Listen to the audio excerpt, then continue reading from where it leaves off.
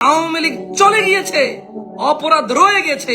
সবাই বলছে বিএনপি করতেছে, আমি বলছি বিএনপিও করে না, আওয়ামী লীগও করে না, বাংলাদেশের বাংলাদেশিরা করে অপরাধ। মায়ের ছেলে করে, স্ত্রীর স্বামী করে, ছেলের বাবা করে, মেয়ের বাবা করে, জামাইয়ের শ্বশুর করে, ভাতিজার চাচা করে, ভাগিনার মামা করে, মামার ভাগিনা করে। এই দেশে আমরা বাংলাদেশিরা অপরাধী, কোন দল অপরাধী না। এই দেশে এই মানুষগুলো দল করে, এই অপরাধী মানুষগুলো কেউ আওয়ামী লীগ করে, কেউ বিএনপি করে, কেউ জাতীয় পার্টি করবে, কেউ এনসিপি করবে, কেউ ওই নাগরিক পার্টি নতুন করে একটা পার্টি হয়েছে এটা করবে। বাংলাদেশের মানুষ করবে এই পার্টিগুলা। এরপর দোষ দেবে বিএনপি, দোষ দেবে আওয়ামী লীগ, দোষ দেবে এনসিপি, দোষ দেবে জাতীয় পার্টি, দোষ দেবে জামাত ইসলাম, দোষ দেবে হেফাজত ইসলাম। অথচ মানুষগুলো দোষী। মানুষ দলের কি বিচার হবে নাকি? 10 কোটি, 5 কোটি, 1 কোটি, 2 কোটি, 4 কোটি মানুষ দিয়ে দল, এত দলের বিচার করবে কে?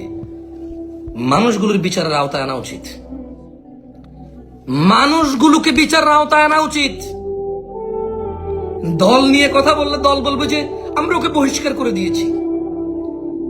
বিএনপির মধ্যে এরকম লোক হইতে পারে না, জামাত ইসলামের মধ্যে এরকম লোক সহ্য করতে পারি না, আওয়ামী লীগের মধ্যে এমন লোক আমরা পছন্দ করি না, আমরা তাকে দল থেকে বহিষ্কার করেছি বহু আগে। ব্যাস, দল বেঁচে গেল, দল বেঁচে গেল।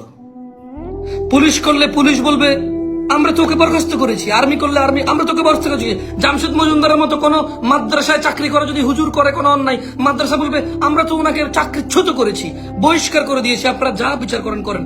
আমাদের মাদ্রাসার সাথে ওর কোনো সম্পর্ক নাই, আমাদের দলের সাথে ওর কোনো সম্পর্ক নাই, পুলিশের সাথে ওর কোনো সম্পর্ক নাই, আর্মির সাথে ওর কোনো সম্পর্ক নাই, বিএনপির সাথে ওর কোনো সম্পর্ক নাই, মসজিদের সাথে ওর কোনো সম্পর্ক নাই। বলবে প্রতিষ্ঠানের বিচার করবে নাকি তোমরা?